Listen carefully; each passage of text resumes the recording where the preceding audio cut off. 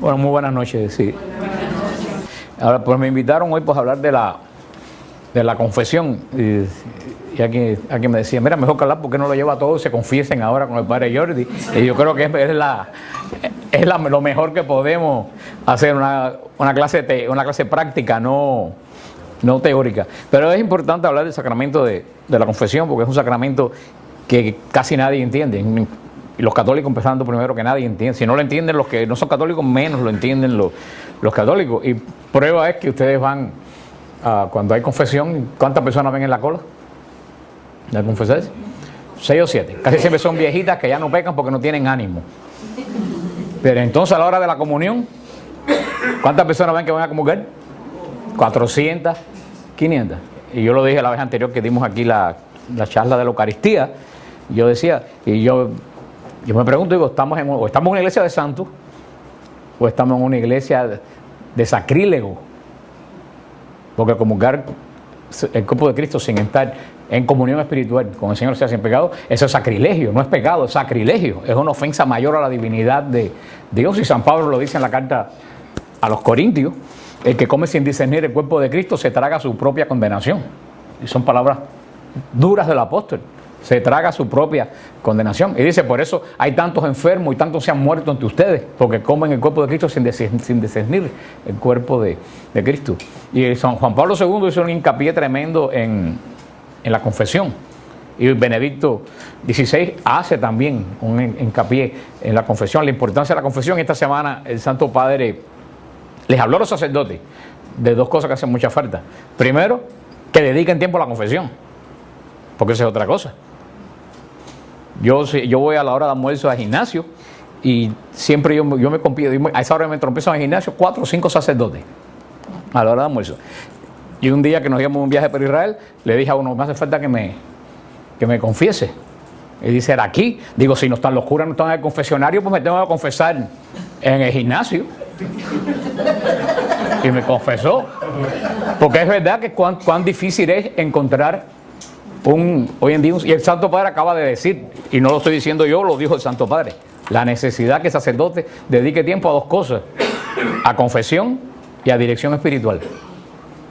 Porque también es otro problema, hay gente que confunde confesión con dirección espiritual, y no son lo mismo, son dos cosas totalmente diferentes. Tú no puedes ir a la confesión a buscar dirección espiritual. La confesión es un sacramento, la dirección espiritual es otra cuestión tan necesaria como la confesión. Pero mucha gente que va a la confesión y lo que espera que le den consejo, la confesión no es para dar consejo, la confesión es un sacramento. El dar consejo, el decirte cómo tener un plan para evitar el pecado, eso es parte de la dirección espiritual. Y el Santo Padre ha dicho esta semana misma a los sacerdotes que porque comienza un año sacerdotal, ahora no me acuerdo qué mes comienza. No sé si en junio comienza un año sacerdotal para toda la iglesia. Y el Santo Padre está haciendo hincapié en los sacerdotes, en este año sacerdotal que comienza, en dos cosas: confesión y dirección espiritual. Hoy en día a mí me da pena porque muchas veces cuando me dicen dirección espiritual, yo no me vienen a la mente 2 o 3 sacerdotes de toda la arquidiócesis de Miami a quien recomendar. Y uno de ellos, Padre Jordi, pero me da hasta pena, están mandando cientos de personas. Y a veces le digo, ni le diga que yo te mandé porque me da, pero es verdaderamente que es importante la iglesia. Pero el sacramento de la confesión, que está tan maltratado en la iglesia, yo creo que está maltratado porque la gente no sabe qué cosa es. ¿A alguien le gusta confesarse? A nadie le gusta confesarse, a nadie le gusta confesar. Pero es lo mismo que decir, ¿a alguien le gustará la quimioterapia? ¿Ustedes creen que a alguien le guste la quimioterapia? Y diga, ay, yo voy a dar quimioterapia hoy. A nadie le gusta la quimioterapia. Pero una persona que tiene cáncer, ¿la buscará o no la buscará? Por supuesto que la busca. ¿Por qué la busca aunque no le guste? Porque es la sanación de ella. Eso es la confesión. Puede ser que no nos guste, pero tenemos que buscarlo. ¿Usted ha visto a alguna persona que le digan, tienes cáncer, puedes salvar con una quimioterapia? Le digo, no, yo no me doy. ¿Ustedes conocen algún caso como ese? Yo no conozco ninguno. Todo el mundo le busca una quimioterapia, radiaciones y 3 quimioterapias. Sin embargo, en la confesión siempre estamos buscando excusas. Ya lo último, como yo contesto las preguntas de WTN, ya yo soy un experto en disparate, se lo puedo asegurar. Ya pocas cosas me quedan a mí en el mundo que yo no haya escuchado ya. Pero una de las pocas cosas que me ha logrado a mí a sorprender últimamente es una persona que me dijo que si se podía confesar por internet. Y yo le dije, confesarse por internet es tan improbable como ponerse un suero por internet. ¿Ustedes creen que se puede poner un suero en internet? A ver, me voy a poner un suero de... ¿Usted puede hacer eso? ¿Cómo se ponen los sueros? Persona. El sacramento igual. No, el sacramento es en persona. No puede ser ni por teléfono, ni puede ser por internet. Y porque la gente me dice, no, porque es más fácil, porque a mí me da pena. Entonces digo, aquí hay algo que a mí... Y eso es lo que le contesté a la gente, que le contesto. Aquí hay algo que no me convence. No nos da pena pecar delante de la cara de los ángeles y de Dios. Y nos da pena reconciliarnos con Dios. Hay algo ahí que yo no entiendo. Si tú no tuviste vergüenza para pecar frente a los ángeles y frente a Dios, pues arrodíllate y confiésate. Y busca la reconciliación con Dios también. Es algo que verdaderamente la balanza ahí no, como que no me... Entonces yo digo, esa pena... Que no la tuve cuando pequé y la tengo cuando confieso, esa pena tiene que venir de alguien que no quiere que yo me confiese. Y es el demonio que no quiere que nosotros nos confesemos. Porque cada confesión es como un nuevo nacimiento. Es nacer de nuevo. Porque cuando pecamos, nuestra comunión con Dios queda interrumpida. Y en la confesión, esa comunión con Dios, la gracia, ese sacramento de la gracia es una fuente de gracia. Inclusive la iglesia, en el catecismo, que cuando venía para que se me cayó, se le perdió hasta la tapa de atrás ahora. Pero bueno, ¿tú sabes por qué estoy perdiendo las hojas y la tapa del catecismo? Porque lo uso. Cuando ustedes ven esas Biblias nuevas abiertas en las salas de la casa de la gente, tú dices, en la vida la han tocado, a no ser cuando le quiten el polvo. El catecismo de la iglesia tiene el sacramento de la confesión como uno de los sacramentos de sanación. ¿Ustedes sabían eso? Eso quiere decir que no leen el catecismo. ¿Cuál es el sacramento de sanación? La unción. Pues ahí mismo tiene la confesión. La unción de los enfermos y la confesión están en la misma sección del catecismo de la iglesia. La confesión es un sacramento de sanación. Aparte es un sacramento de liberación. Y es un sacramento, por supuesto, que perdona. Los pecadores, creo que el gran problema que nosotros no entendemos, que no tenemos conciencia clara de qué cosa es un sacramento. Creo que poca gente en la iglesia sabe qué cosa es un sacramento. Recibimos los sacramentos, pero o no nos los explican o no lo atendemos, no tenemos conciencia clara que es un sacramento.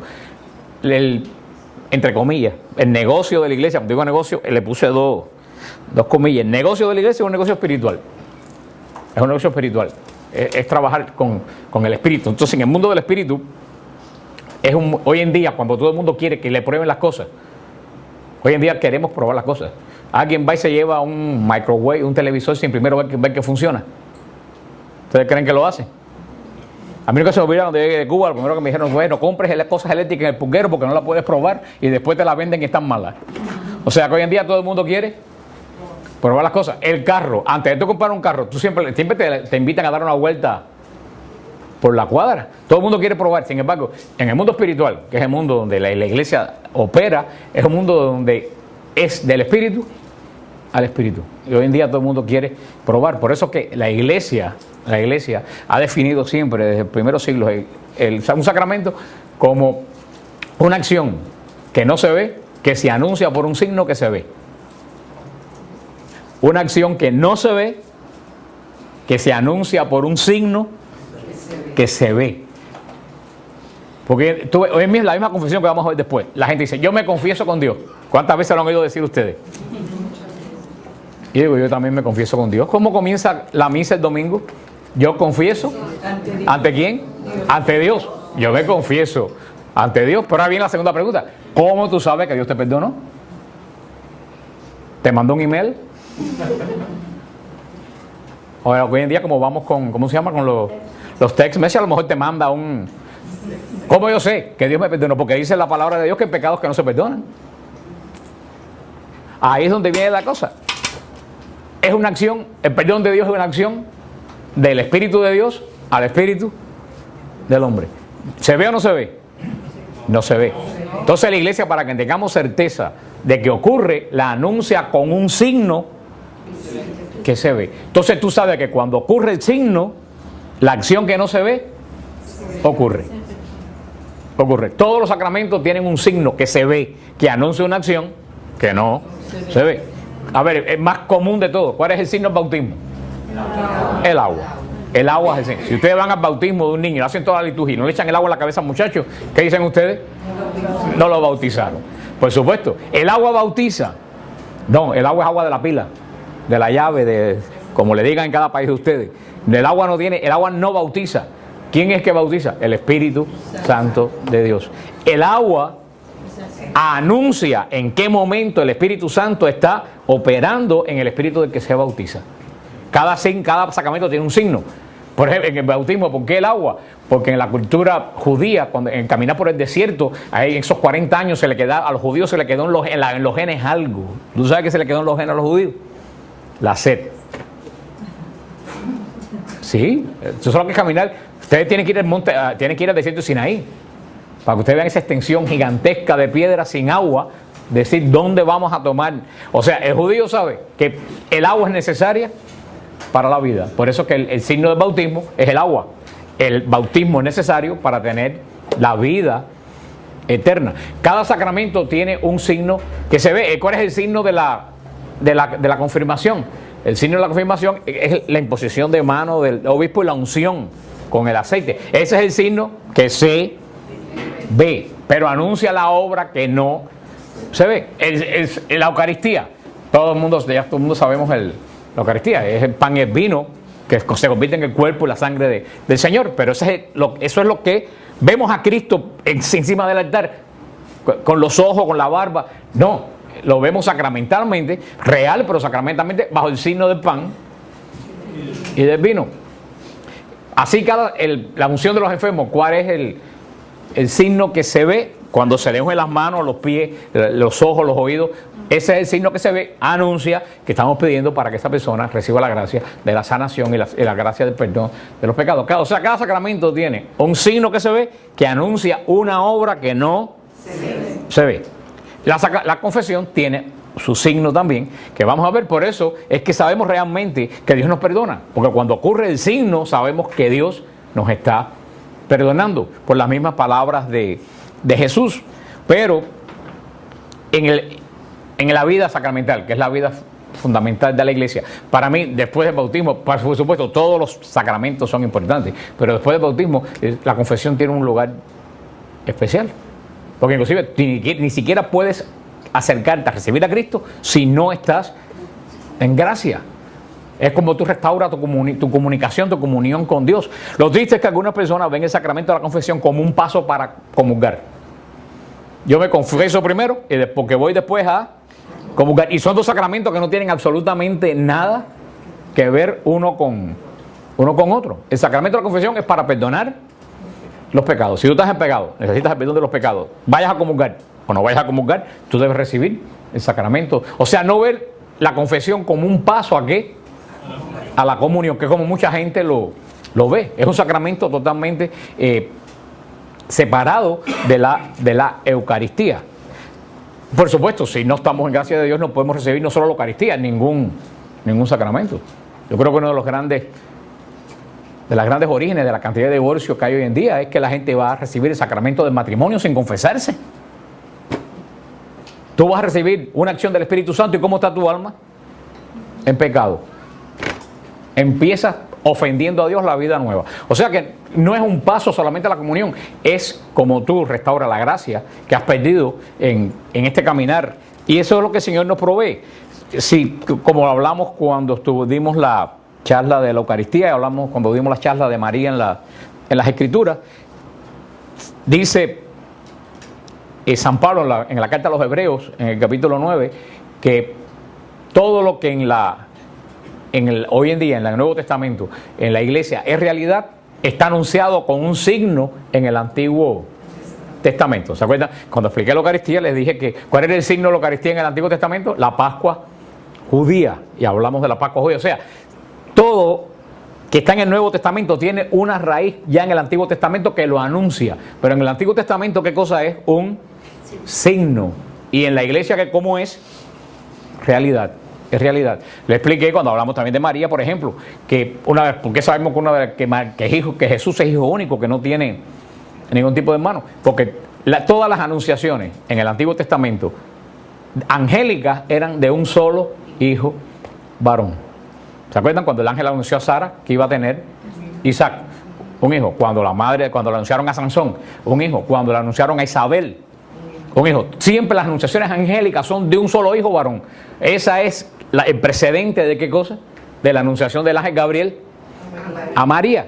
San Pablo dice en Hebreos 9, y lo hablamos cuando la Eucaristía, que el culto del templo de Jerusalén era prefigura del culto celestial con Jesús como sumo y eterno sacerdote. O sea, por eso siempre, para poder entender, y por eso que a mí me gusta tanto, y nos vamos en 3 semanas para Israel, vamos a hacer el viaje número 23 en 3 semanas a Israel. Por eso es tan importante, yo siempre digo a las personas a ir a Israel, porque tú ves, tienes que ver cuál es la raíz nuestra de donde nosotros, yo nunca he entendido más la iglesia desde que yo entiendo a Israel. Eso te da una visión tremenda de cómo funciona la iglesia. Y por eso, hablando de la confesión, tenemos que ir también a Israel para ver la raíz de la confesión. Y la iglesia, la vida de la iglesia, a mí me da hasta miedo preguntarlo, y mejor que no lo pregunte, porque la verdad que después me deprimo para el resto de la semana. La vida de la iglesia se mueve alrededor de los sacramentos. Ni lo pregunté, a veces que lo he preguntado, alrededor de qué se mueve la vida de la iglesia, y las respuestas que he oído son como para mandar a todo el mundo a catecismo. De nuevo, la vida de la iglesia se rueda, vive y figura alrededor de ¿qué? De los 7 sacramentos. Ahora bien, y ya dijimos qué cosa es un sacramento, un signo visible que anuncia algo que no se ve. Ustedes se recuerdan en el Evangelio algo que hizo Jesús visible que anunciaba algo que no se veía. Ustedes se recuerdan algún signo. Hay uno clarísimo en el Evangelio. La boda de Caná. La boda. Puede ser la boda de Caná. Dice que se te quedó grabado lo que conversamos ahorita. Pero hay uno muy visible. Ustedes se recuerdan este ciego que fue donde estaba Jesús, que no veía. Y Jesús hizo fango y se lo puso en los ojos.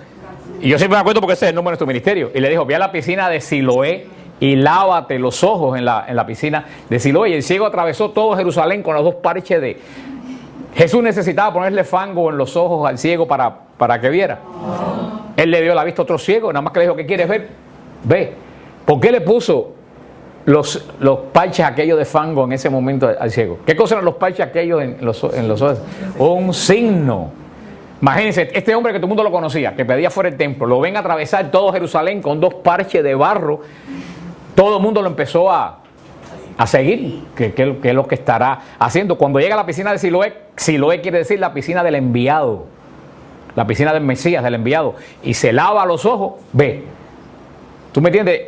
Ese caminar con las cosas de fango fue un anuncio de la obra que iba a hacer Jesús, que era darle la vista. Eso es un caso típico para que ustedes entiendan qué cosa es un sacramento. Cuando le digo que es un signo que se ve, que anuncia una acción que no. Y ustedes dirán, bueno, ¿habían sacramentos en Israel que ustedes creen, sí o no? Y mientras contesto, tomo agua. ¿Creen que habían sacramentos en Israel, sí o no? Sí, el pacto del Cordero. Mi hermano cree que sí, pero parece que los demás son prudentes porque no se atreven a decir ni que sí ni que no. Bueno, yo lo estoy diciendo. A ver, vamos a ver. Los que creen que sí hay sacramentos en Israel, que levanten las manos. Y los que creen que no había. El hermano también dijo que había. Y los demás, por lo menos los que dicen que no, que sí tienen criterio, pero los demás no tienen ningún criterio. Es horrible no tener criterio. Esa gente dice, yo no sé, es igual, a mí me da igual. Horrible. Aprendan a tener criterio aunque sea equivocado. Es mejor equivocarse a vivir sin... Porque cuando uno se equivoca con un criterio se puede enmendar.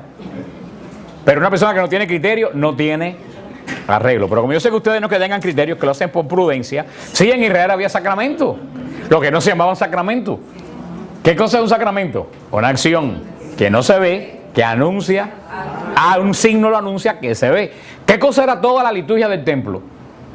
Acciones que se veían, que anunciaban cosas que no se veían, como dice el hermano cuando Moisés regó sangre encima de Israel cuando hicieron el pacto. ¿Dios necesitaba sangre de un animal sobre la gente para sellar un pacto con su pueblo? No. Pero dicen, vamos a hacer un pacto con Dios. Sí, ok, hicieron un pacto con Dios. Y después dirían, ¿lo habré hecho o no lo habré? Y hasta se hubiera aparecido alguno, a lo mejor no lo hicieron.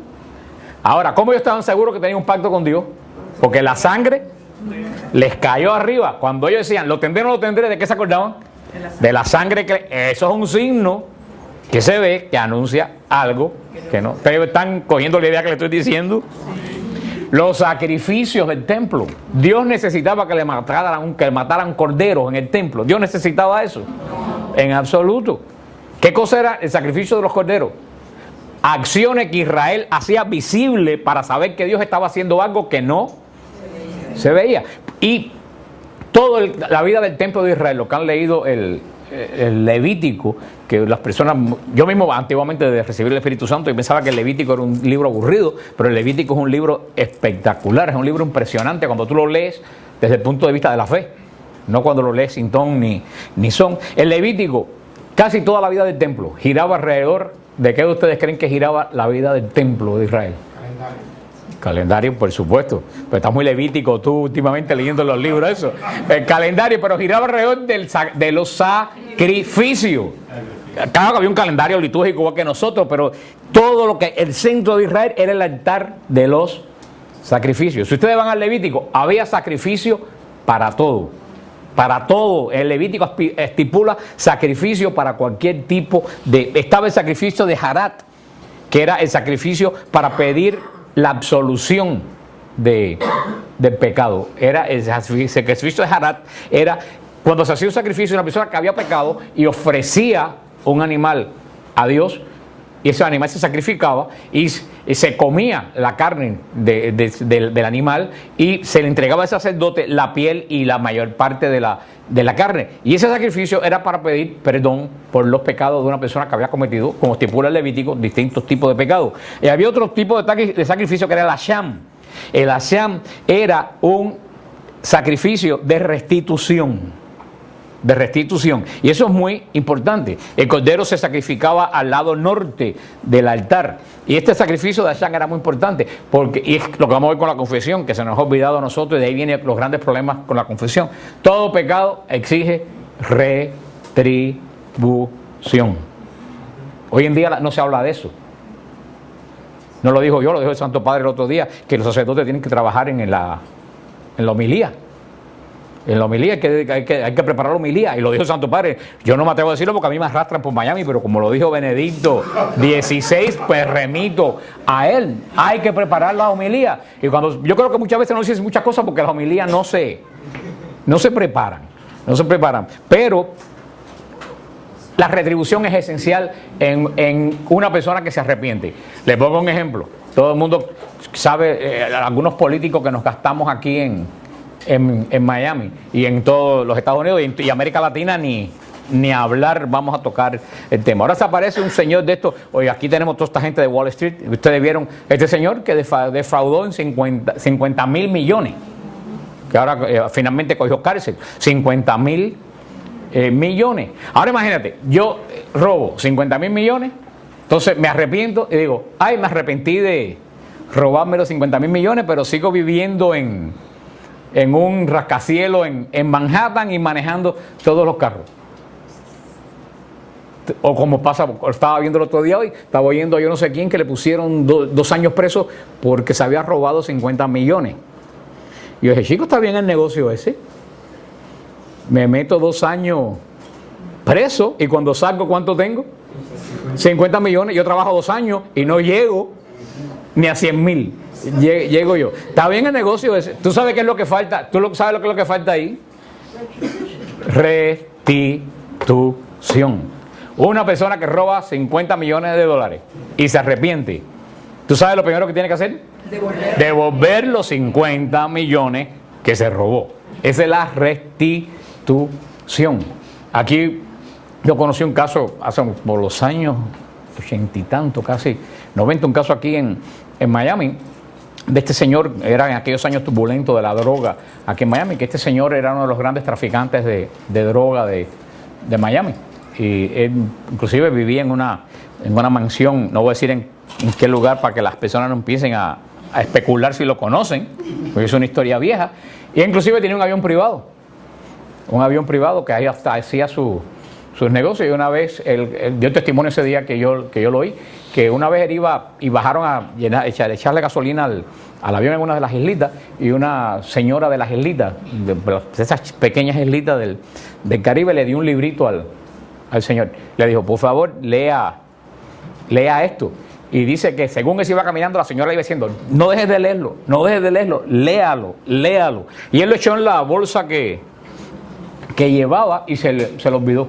Y pasó el tiempo y en otro viaje que iban a buscar droga, uno de los que venía piloteando le pidió una carta de navegación. Yo no sé qué fue lo que le pidió y él metió la mano en la bolsa y cuando sacó el librito que la señora le había dado, que nada más y nada menos que era el Evangelio de San Juan.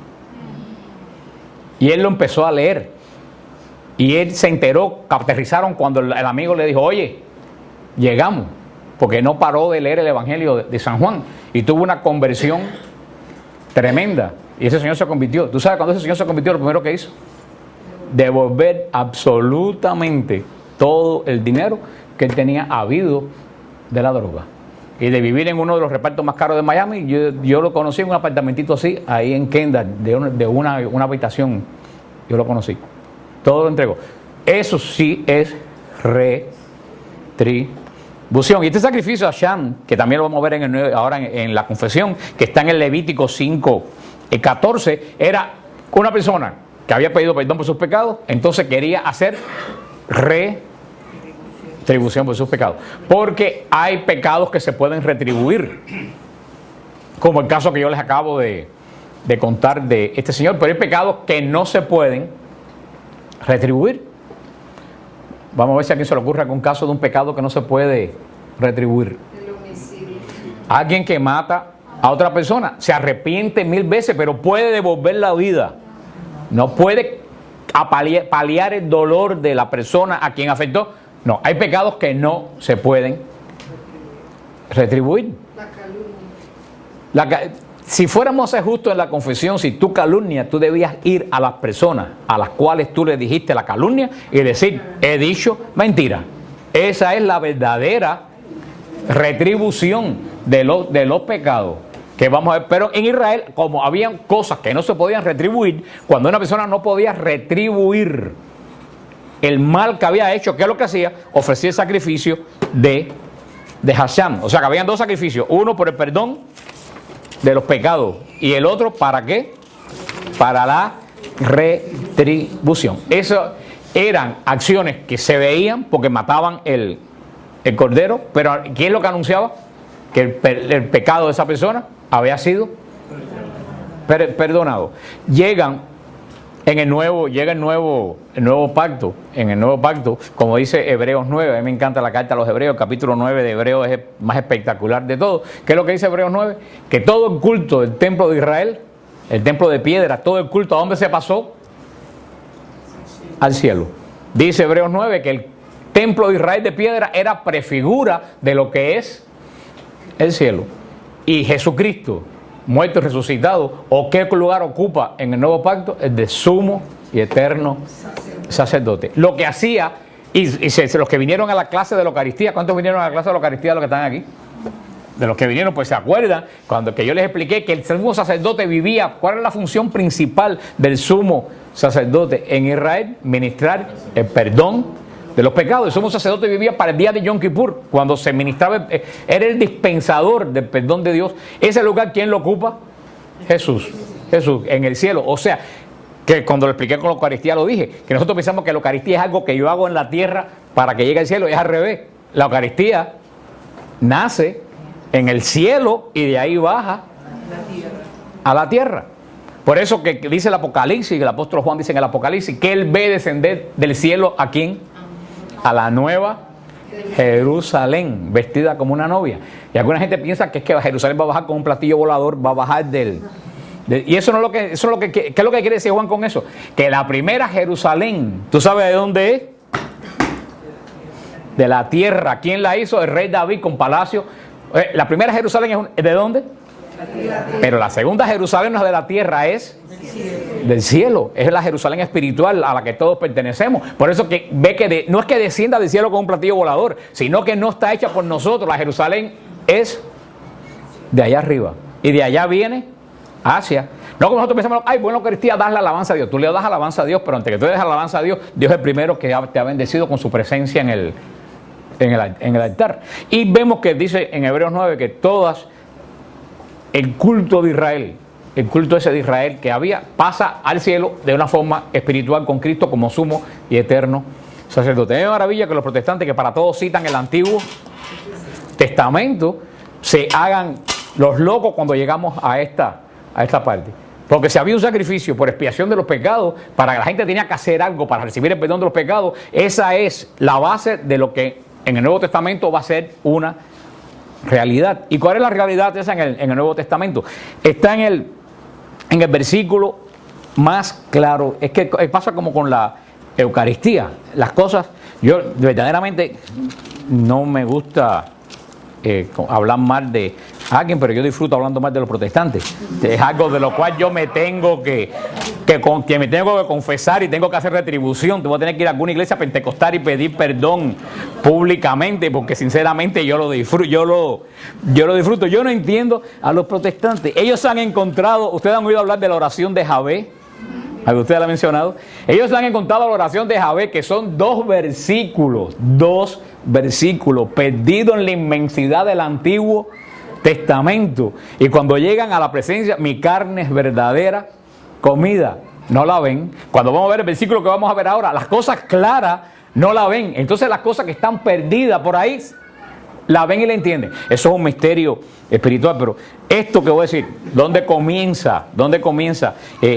¿Cuál es el corazón y el centro de la Eucaristía? Para mí es una de las cosas más claras que hay en el Nuevo Testamento. Y pues, si ustedes se quieren acordar, porque yo soy malísimo para los versículos bíblicos, si quieren ver bien, ¿cómo se llama la persona que tiene buena visión? Dice que tiene ¿qué? 20-20. Bueno, pues acuérdense, Juan 20-20.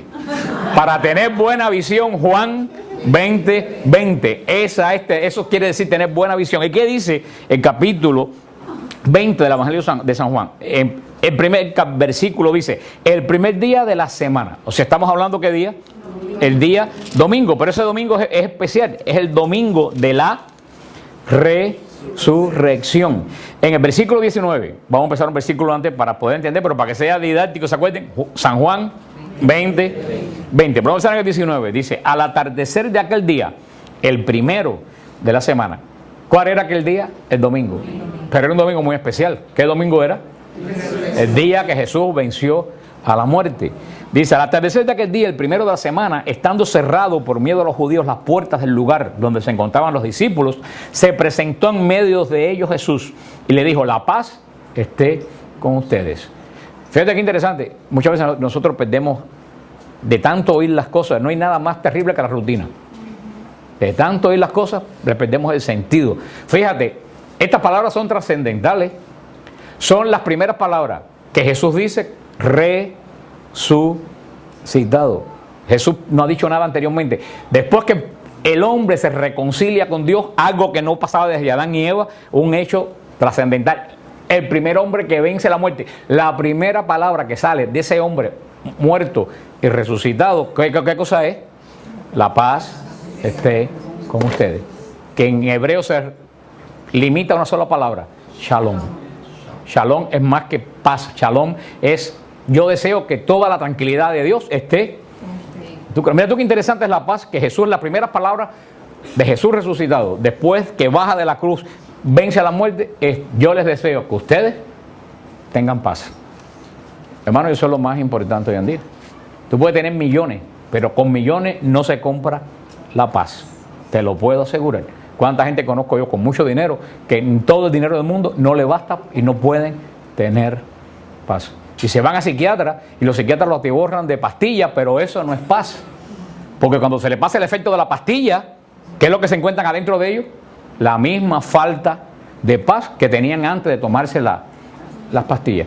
Jesús sabe lo importante que es la paz, por eso la primera palabra de Jesús resucitado es les deseo que tengan paz. Y hoy en día el demonio que sabe que la paz es tan importante, el demonio hoy en día, el 99.9% del trabajo del demonio va encaminado a quitarnos la paz.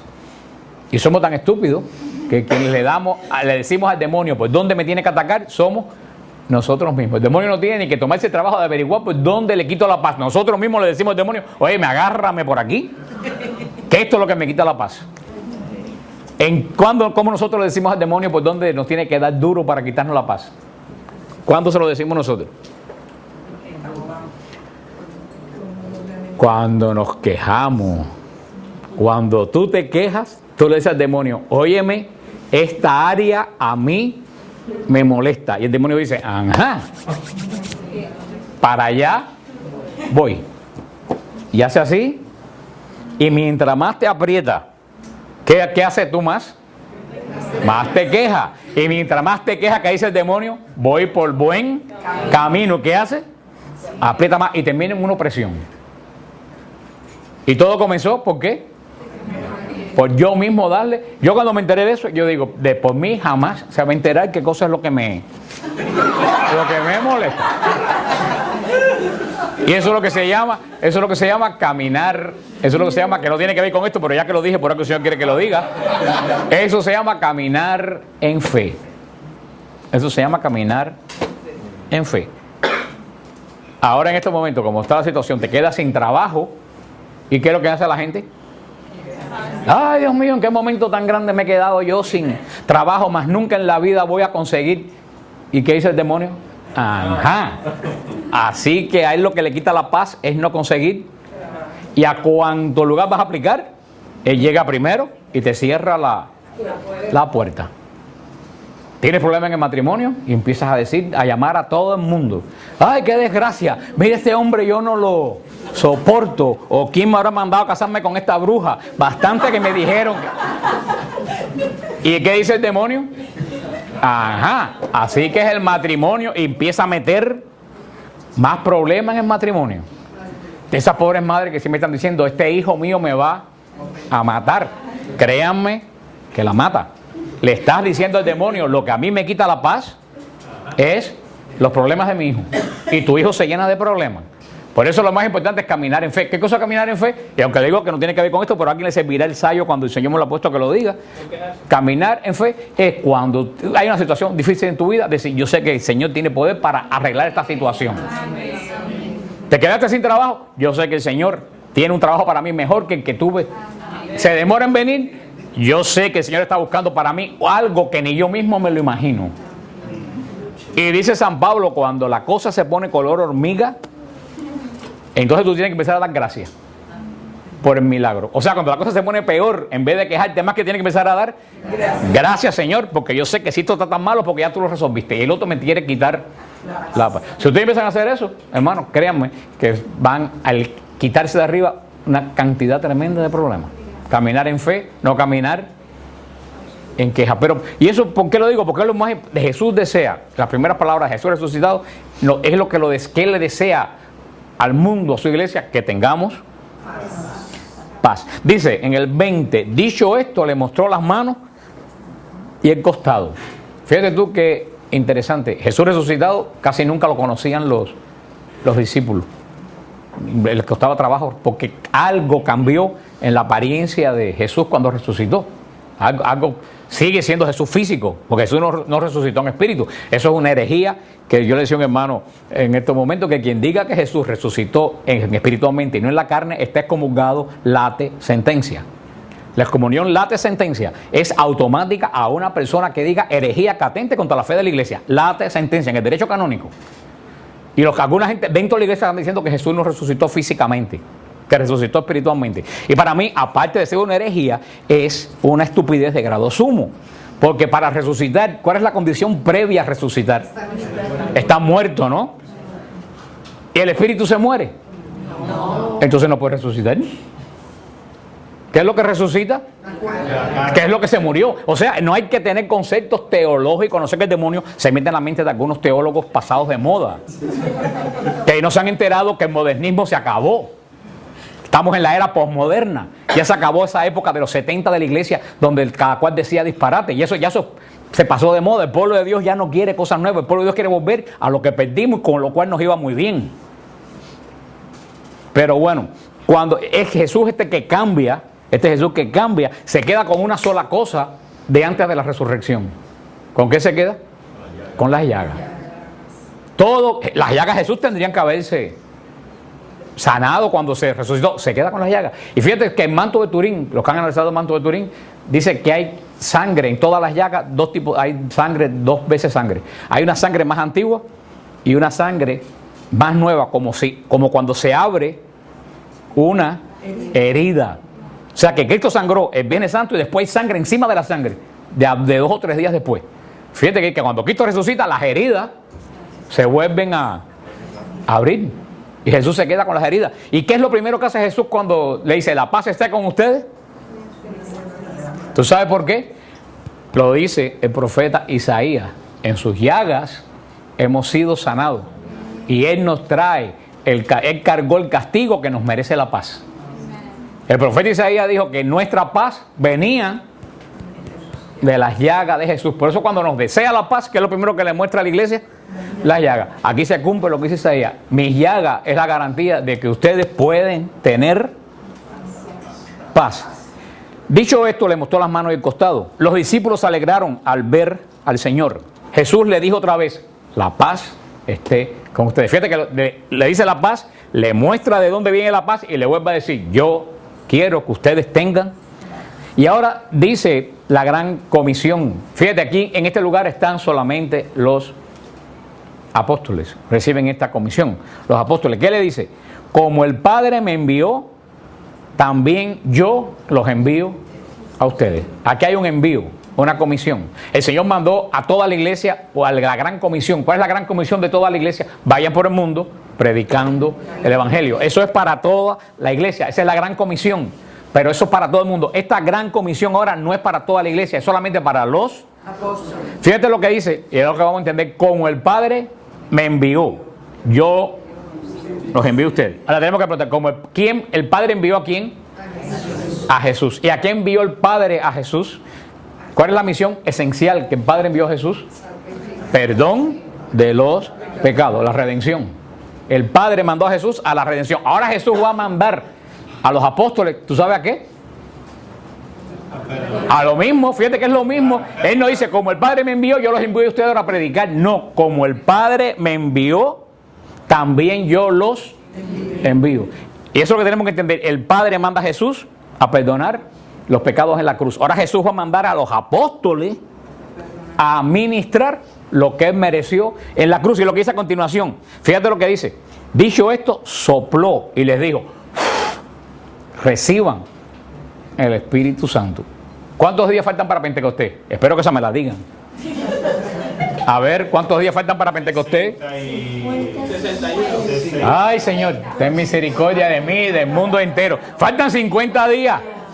Faltan 50 días. No es 50 días después. Los agarré. Ah, mira, lo confundí. 50 días después de la ascensión. Falta 60 días. Ah, bueno, Pero tú ves, ya se despertaron. Ya se despertaron. Ya se despertaron. Siempre que digo, faltan 50 días, todo el mundo dice, ah, es verdad. Digo, la verdad que ustedes no saben. Si yo les digo ahora a ustedes lo que les da la gana, ustedes me dicen, ah, sí, verdad que. Acuérdense lo que les dije, hay que tener criterio propio. Fíjate, faltan 60 días. Faltan 60 días para Pentecostés. Pero Jesús le da, ¿qué cosa a los discípulos? Reciban el Espíritu Santo 60 días antes. Hay una efusión, primera efusión del Espíritu Santo. No para la iglesia, para esos 11 que están ahí. Y fíjate lo que es interesante, y se nos pasa por encima. ¿Qué hizo Jesús antes de decir reciban el Espíritu Santo? sopló. Solamente Dios ha soplado 2 veces en toda la historia de la salvación. ¿Cuándo sopló la primera vez Dios en toda la historia de la salvación? Cuando hizo a Adán, Rúa. Y ahora vuelve a soplar. Fíjate, solamente Dios ha soplado 2 veces. En la creación de Adán y ahora. ¿Por qué? ¿Y qué dice el Génesis que pasó en Adán cuando Dios sopló en Adán? Recibió la vida. Jesús sabe lo que está diciendo. Por medio de esta acción que va a hacer la iglesia, nos va a dar a nosotros también la vida. Por el poder que le está dando a estos hombres. Sopla sobre ellos, Rúa, Espíritu Santo, reciban el Espíritu Santo. O sea, para algo muy importante va a suceder. Segunda vez que Dios sopla en toda la historia de la salvación. Y una efusión del Espíritu Santo, la primera efusión del Espíritu Santo en la iglesia después de Cristo resucitado. Reciba, ¿y para qué le está dando el Espíritu Santo? Ahora lo dice en el versículo 23. A quienes perdonen los pecados, les quedan perdonados. A quienes se los retengan, le quedan retenidos. Hermano, ya aquí yo debía irme y aquí no hay que decir nada más.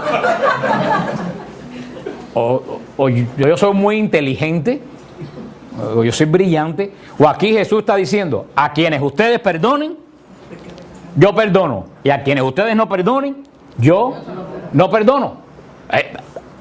¿Está claro hoy o no está claro? ¿Y con qué poder van a hacer estos hombres Jesús? Con el poder de la efusión que le dio. No es una efusión carismática, no es una efusión de dones, es una efusión para perdonar los pecados. Reciban el Espíritu Santo. A quienes perdonen los pecados, les queden perdonados. A quienes se los retengan, les quedan retenidos. ¿A quién se lo dijo? ¿A toda la iglesia? No, la gran comisión, vayan y prediquen el Evangelio, fue a todos los que estaban allí. Esta comisión es solamente a los apóstoles. Este es el origen y el corazón de la confesión. No, aquí no hay que hablar absolutamente nada más. Así como el Padre me envió a mí, así yo los envío a ustedes. Reciban el Espíritu Santo. ¿Para qué? A quienes ustedes perdonen, yo perdono. Hermanos, que está súper claro. ¿Por qué Jesús lo hizo? ¿Ustedes saben por qué Jesús lo hizo? Por la razón más convincente que yo he oído en mi vida. Porque le dio la gana. Punto. Porque yo sé, Jesús podía haber dicho, confiésese con Dios y yo los perdono. Jesús lo podía haber dicho, pero no lo dijo. Él es soberano. Aquí el poder de perdonar, Él lo delegó en estos apóstoles. Jesús no dice, y yo reto a cualquier protestante que me busque un versículo bíblico donde Jesús diga, a quienes ustedes se confiesen con Dios, yo lo voy a perdonar. Yo no me confieso con ningún hombre, yo me confieso con Dios, pero es que ese Dios con quien tú te confiesas dijo, a quienes ustedes perdonen, yo perdono. Algunos protestantes dicen que esto es, este poder se lo dio Dios a todo el mundo. Falso. El poder de perdonar, porque si se lo dio a todo el mundo, ¿por qué ellos no se confiesan unos con otros? A ver, explíquenme. El poder de perdonar no quiere decir que nos confesemos unos con otros. Se lo dio solamente a 11 apóstoles. Son los que poseen el poder del perdón. ¿Quién nos merece perdón? Jesucristo en la cruz y por el ministerio de la divina misericordia. Jesús delante del Padre, como sumo eterno sacerdote, mediador de nuestros pecados día y noche. Pero esos pecados que Jesús nos mereció en la cruz, esos pecados que Jesús está mediando por nosotros delante del Padre, Él depositó el perdón de esos pecados en la iglesia. Y ahora tú dices, bueno, ¿cómo yo sé quién tiene el poder de perdonar los pecados? Porque se lo dio a quién. Hay protestantes delirantes que dicen, bueno, sí, es cierto, se lo dio, pero cuando se murieron los 11, se acabó. Yo digo, entonces, cuando se murieron los 11, se acabó el bautismo también, para que ustedes bautizan. Y cuando se murieron los 11, se acabó la predicación, para que ustedes predican. Porque también a ellos les dio, vayan por el mundo predicando el Evangelio. Se murieron los 11 apóstoles, se acabó la predicación, ya no tenemos que predicar. ¿Ellos predican o no predican? Sí. Entonces, ¿por qué niegan unas cosas y otras la aceptan? Si Jesús vayan por el mundo predicando y seguimos predicando. Si Jesús dijo, vayan por el mundo bautizando y seguimos bautizando, Jesús dijo, vayan por el mundo perdonando y seguimos. Ahora, ¿cómo yo sé? Porque ustedes pueden venirse. Cuando yo voy a Israel, parece que yo tengo un tipo, pudiéramos decir, pontifical. Porque yo voy a Israel, todo el mundo me dice, padre, ¿dónde usted quiere celebrar misa? Y yo digo, no, cura no soy yo, cura que tiene la camarita que está ahí. Pero por los que han ido a Israel saben que conmigo, es que los que han ido a Israel saben que yo voy por la ciudad vieja, porque he ido 23 veces. Y ya todos los árabes ahí me dicen, padre, padre. Y ya yo me he hartado de decir que no soy padre. Y como me dejan entrar y comprar las cosas más baratas, pues no le digo, no es mentira porque yo no se lo he dicho. Eso ellos se lo han imaginado. Así que no es mentira. Pero es raro que yo no te pueda rezar y que me haga un árabe. Oh, padre, ¿qué tal? ¿Cómo? Hay gente que viene y me dice, ¿me puedo confesar con usted? Yo le digo, encantado de la vida, te puedes confesar, pero yo no te puedo dar la absolución. Yo te confieso con mucho gusto, pero yo no te puedo dar la absolución. Porque el problema no es la confesión, el problema es Entonces yo me puedo confesar delante de todo el mundo aquí, pero ¿cómo yo sé quién tiene ese poder? ¿Tú sabes cómo sabemos que tiene ese poder? Porque cuando los apóstoles empezaron, o sabían que se iban a morir, o la comunidad empezó a crecer, empezaron a imponer las manos sobre otras personas y recibieron el Espíritu Santo que los capacitó a ellos para hacer la Eucaristía y para perdonar los pecados. Por eso cuando usted es un sacerdote que ha sido ordenado por un obispo, y ese obispo es un obispo católico que tiene la sucesión, que quiere decir la línea directa hasta los apóstoles. Ese sacerdote tiene ese poder que le dio Jesús por el don del Espíritu Santo. A quienes ustedes perdonen, yo perdono. Eso verdaderamente es, yo diría que aparte de eso no hay mucho más que decir de la confesión. Pudiéramos, por ejemplo, podríamos hablar también el apóstol Santiago, en Santiago 5:16. En Santiago 5:16, si ustedes trajeron su Biblia, lo pueden buscar, y si no trajeron su Biblia, andan muy mal, porque cuando uno va a un estudio bíblico, lo primero que tiene que llevar es la Biblia.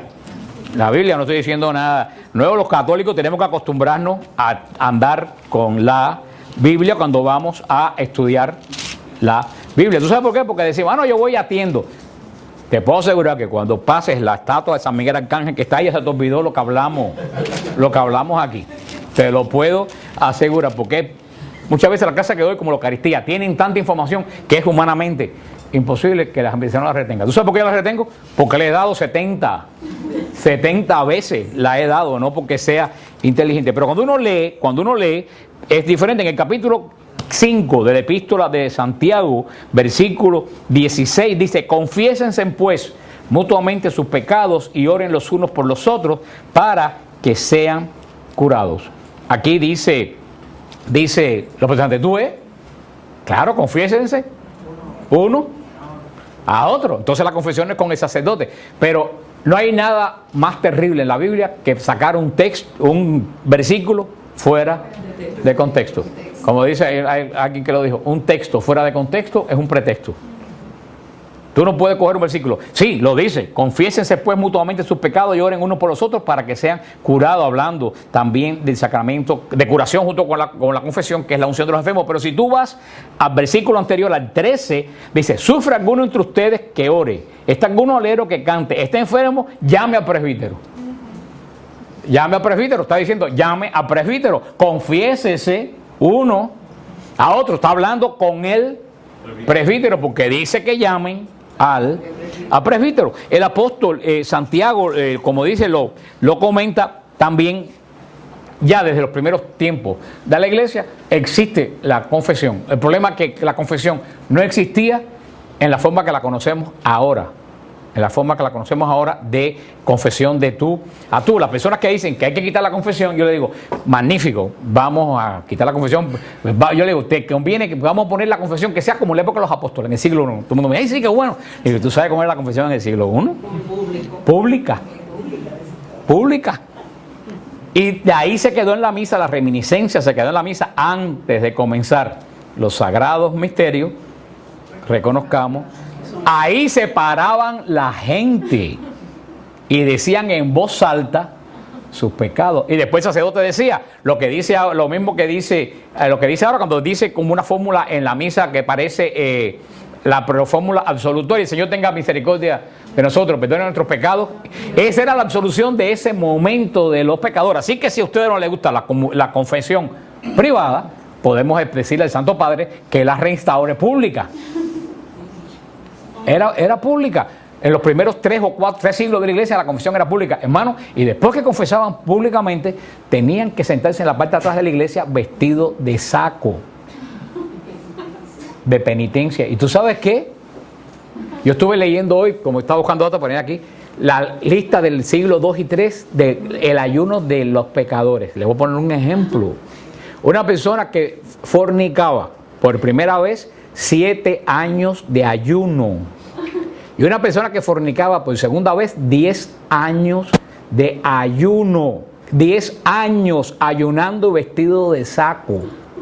Así había una gama para todo tipo de pecado. Así que si ustedes creen que la confesión hoy en día como está es dura, podemos decir que la van a poner como... Y me imagino que el 98% de la iglesia se la pasará ayunando y vestido de saco, que buena falta no haría. La confesión era pública. Ya en el Concilio de Elvira, en el siglo V, ya hay una regulación de cómo debe ser la confesión personal. O sea que ya se sabe que para el siglo V, por los años 400 y algo, ya la confesión era privada. Porque esa confesión, cuando la iglesia creció, era prácticamente, eso se podía hacer en una comunidad cuando era pequeña como esta. Pero cuando ya a la iglesia iban 1.900 personas, una Eucaristía, ya era muy difícil la confesión, aparte de los problemas, podríamos decir hasta morales, que acaecía la confesión pública. La gente que me separaba, no, yo le fui infiel a mi esposa y a la doña le daba una pataleta de buena primera en la, o le iba para arriba con la Biblia cuando decía eso. Y la iglesia, como dice el apóstol Santiago, confiésense unos a otros, la iglesia designó una persona que representaba a toda la comunidad. ¿En quién la representó? En el presbítero. Entonces, pero quiero decirte, por muchos años tuvo la confesión personal y la penitencia pública. Por muchos años quedó la penitencia pública en la iglesia. O sea que la confesión fue evolucionando de privada de pública a privada. Pero lo esencial de la confesión, todo el mundo se enfoca en la confesión en lo que yo voy a decir. Y el problema de la confesión, lo que voy a decir, es lo que yo voy a recibir.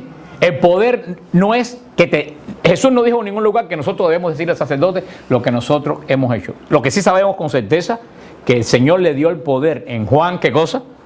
20:20, a quienes ustedes perdonen, yo perdono. Pero ¿por qué uno tiene que decirle al sacerdote lo que hace? Por la segunda parte de lo que dice ahora.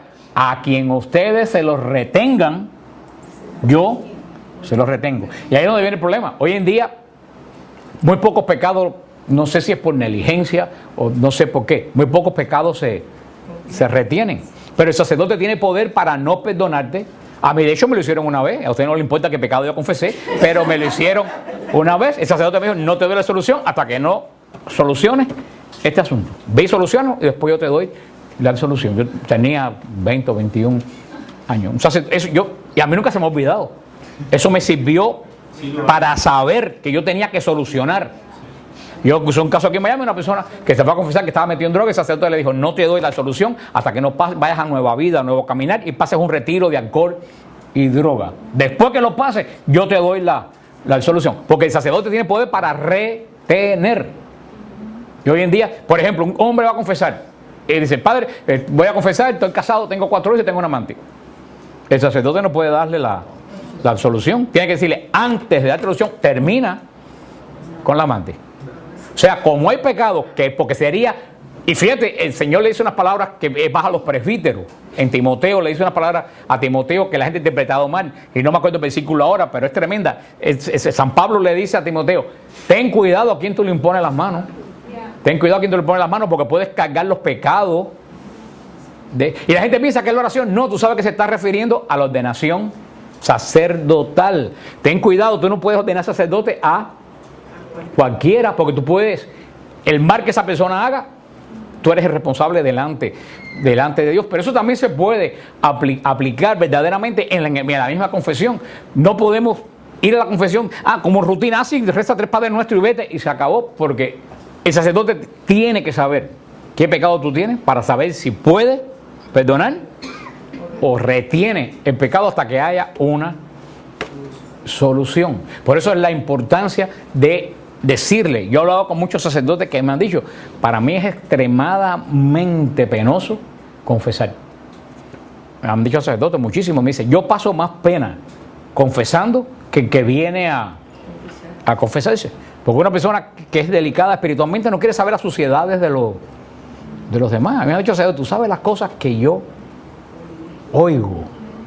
O sea, no cree que el cura está contentísimo ahí para ver qué es lo que este viene y me cuenta. También es una carga espiritual que el sacerdote recibe tremendamente. Pero el sacramento de la confesión, antes de hacer el resumen en breve, ya en la Didache. La Didache es el libro más antiguo cristiano que se conoce, inclusive anterior al Evangelio de San Marcos. La Didache está escrito en el año 45 de nuestra era. Es un libro histórico. Dice, en el capítulo 4, versículo 14 de la Didache, dice, en la reunión de los fieles confesarás tus pecados y no te acercarás a la oración con conciencia mala. O sea que ya sabemos, desde el año 45 de nuestra era Cuando ellos dicen antes de la oración, se está refiriendo a la Eucaristía, es lo que ellos llamaban la oración. Sabe que antes de la Eucaristía había confesión, se hacía. San Ignacio de Antioquía, en el año 107, en la carta a los Filadelfos, dice: eso sí, a todos los que se arrepienten les perdona el Señor, a condición de que su arrepentimiento termine en la unidad de Dios y en el tribunal del obispo. Año 107 de nuestra era, ya lo dice San Ignacio de Antioquía. Dice: el arrepentimiento y el perdón de los pecados termina ¿dónde? En el tribunal del obispo. ¿Cuál es el tribunal del obispo? La confesión. Porque en ese momento era casi el obispo que ministraba, como la iglesia no era muy grande, quien ministraba la confesión. Hoy en día, la confesión está, como les dije, en el catecismo de la iglesia, entre los sacramentos de sanación. Y eso es lo que casi nunca se habla. Todo el mundo va a la confesión a perdonar los pecados como un mal rato para salir de esto lo más rápido posible.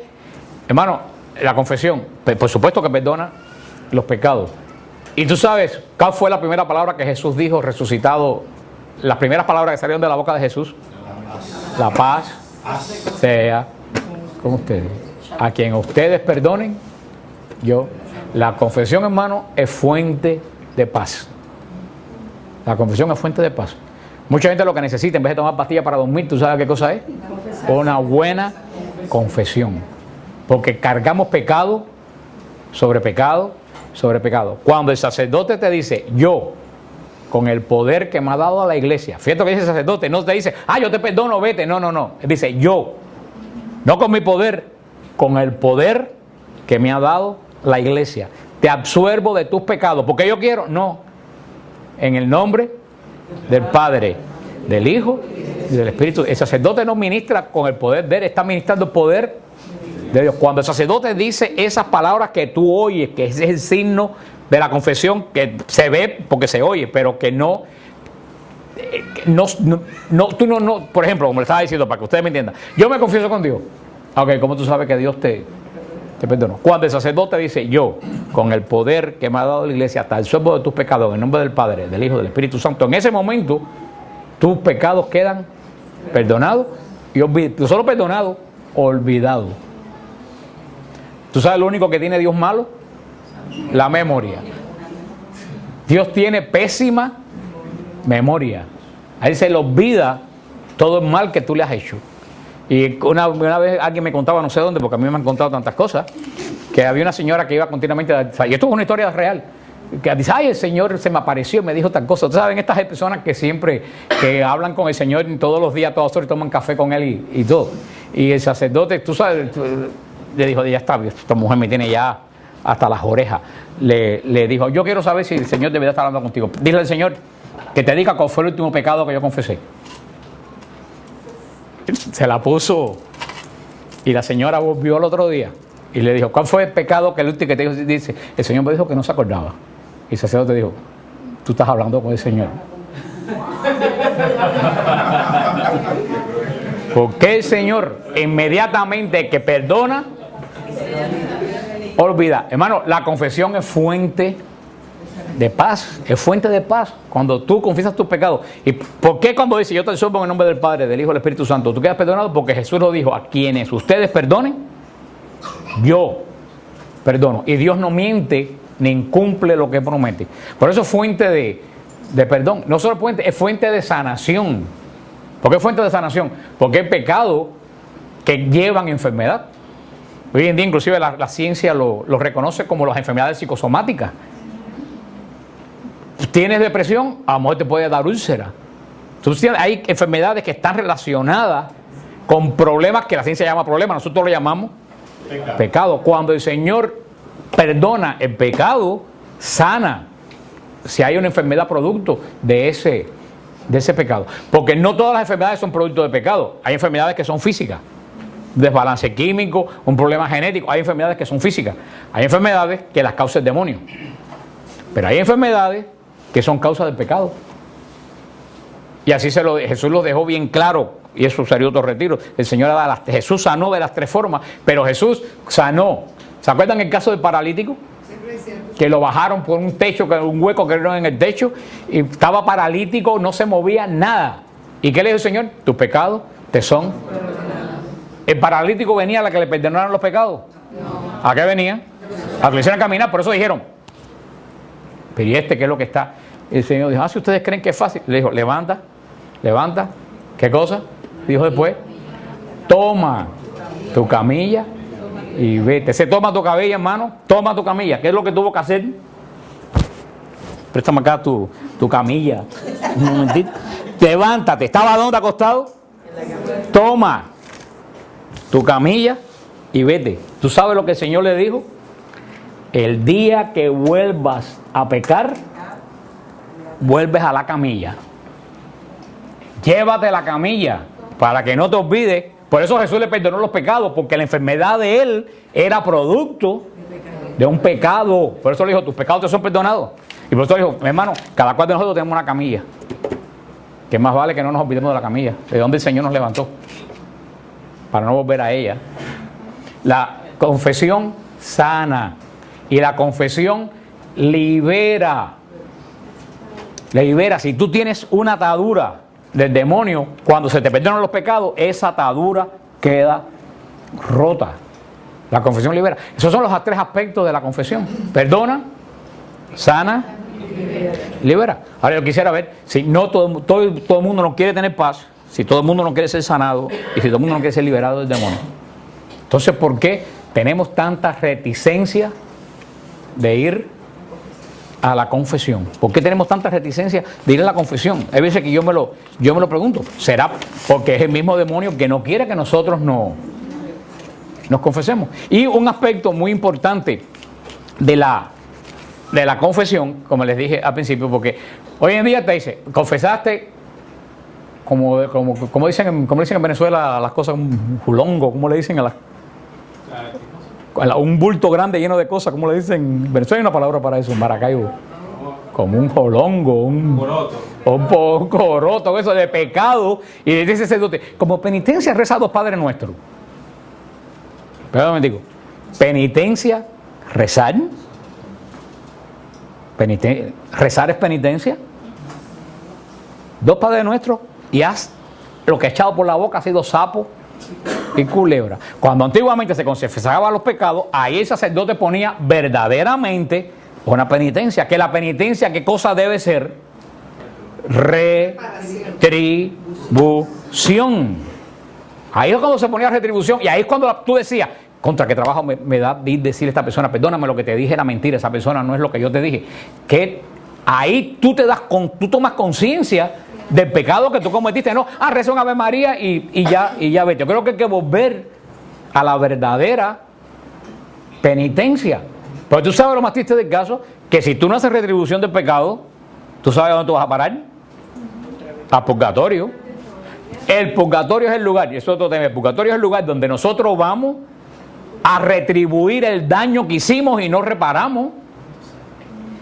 En el purgatorio no se perdona ningún pecado, al purgatorio van los que han sido perdonados, pero tú vas a retribuir un pecado que cometiste, fuiste perdonado, pero no, todo pecado engendra dolor en alguien o en algo, tú no retribuiste. Eso, al purgatorio te vas a purificar de eso que debiste haber retribuido y no retribuiste. Por eso muchas veces, pues sobre todo sobre todo las personas que han cometido aborto, a mí me escriben muchas personas que han cometido aborto, de que los perdones sacerdotes en el nombre de Cristo están perdonados y le queda por dentro. ¿Tú sabes por qué? Y yo le digo, mira, tú sabes que te vas a decir que tú no has retribuido. ¿Cómo retribuir un aborto? ¿Sabes cómo retribuir un aborto? Vete a cuidar los sábados y los domingos a niños huérfanos. Vete a recoger niños de la calle y darle un poco de espiritualidad, de alimento, de lo que necesites. Eso, así tú vas retribuyendo la vida que mataste. Y cuando la persona empieza a hacer eso es un proceso de sanación también. De sanación, porque la gente sí, el Señor te perdona, pero el espíritu tuyo se queda diciendo, ya me perdonaron, pero yo siento que me falta algo. ¿Tú sabes lo que te falta? La retribución. Por eso, aunque ustedes no le manden retribución en la confesión, traten de ver cuáles son los pecados. Déjame ver cómo yo puedo retribuir esto que hice. Es verdaderamente la confesión es uno de los grandes dones de la iglesia. y una persona que verdaderamente...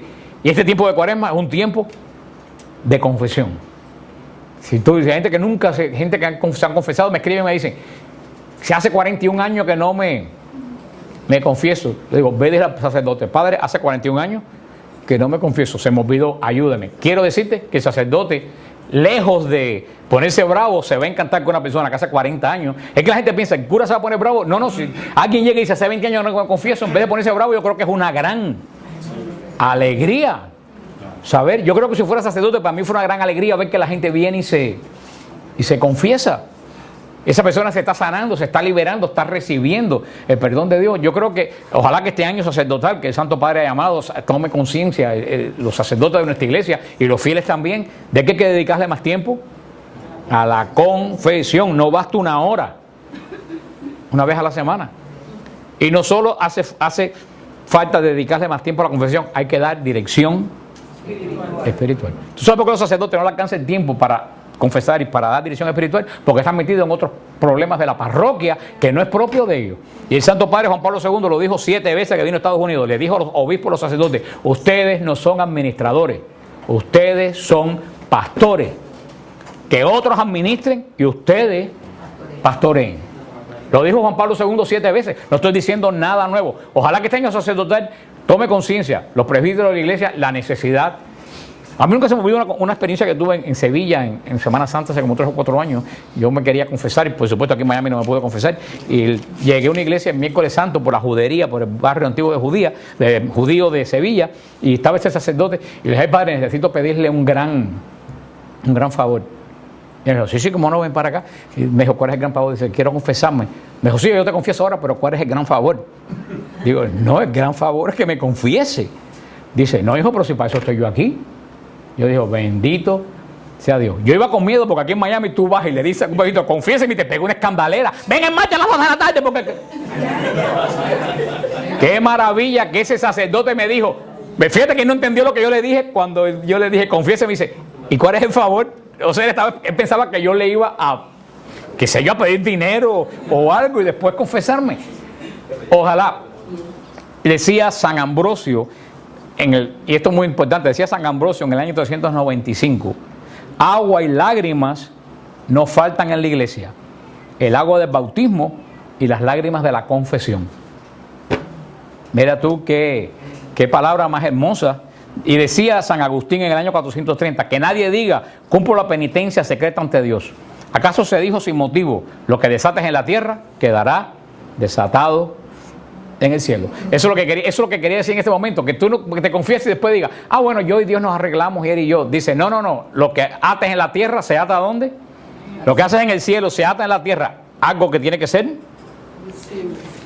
visible. Ojalá que cojamos más, no veamos la confesión como un acto de tortura psicológica, sino como un tremendo alivio.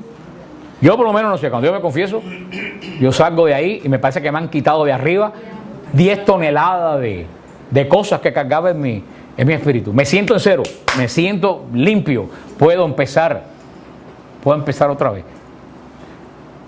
Ojalá que en esta de los que se hace tiempo que usted no se confiesa, o sea, algún hermano que está viendo la charla que hace tiempo que no se confiesa, ojalá que en este tiempo se acerque a la confesión y no vea esto como un mecanismo de la iglesia para saber los pecados de nadie, sino como un mecanismo de sanación, de liberación y de perdón de los pecados, que es fuente de paz.